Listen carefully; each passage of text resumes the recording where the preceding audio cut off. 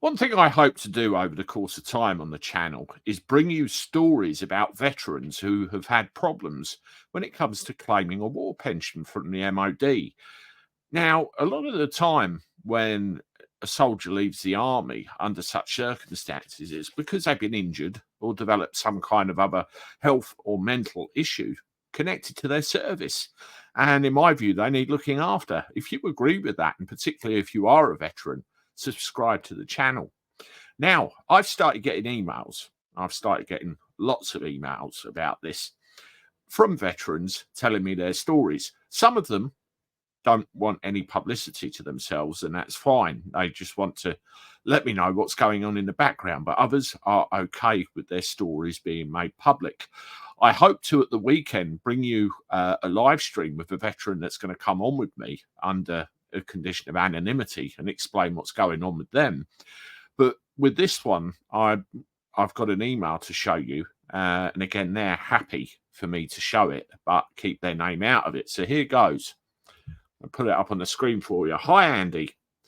Towards the end of my service, after coming home from Iraq in 2003, I had trouble breathing.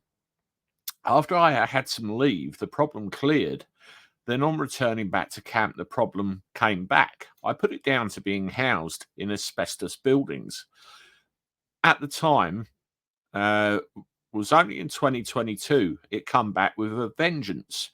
I was then diagnosed with COPD, so I had asthma and COPD overlap. Then this year, I was diagnosed with sleep apnea. MOD asked if I wanted to claim for that also. After filling out the forms with doctor's letters, it's now been 11 months. I have phoned them to ask them the state of play with my claim, and no decision has been made. The Royal British Legion, I assume they're assisting you, said it can take 12 months. Well, that'd be April this year.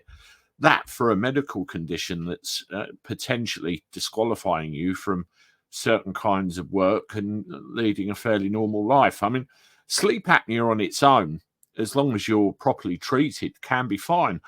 I have sleep apnea, and as long as I wear a machine at night which regulates my breathing, that's okay. But things like COPD and everything else, particularly, is degenerative and can lead to a great deal of problems. And if that is because of service in the army, then questions need to be answered, don't they? Initially on discharge, this ex-soldier informed me all they got was 600 quid. 600 quid. And now we're all these years later, it's being reassessed. And they're certainly taking their time about it. Does this sound familiar to you? Have you got a story to tell yourself? Get in touch with me. And, you know, we need to get these public. We need to get the conversation going. And we need people to talk and be noticed. And only then, hopefully, we can affect some kind of change.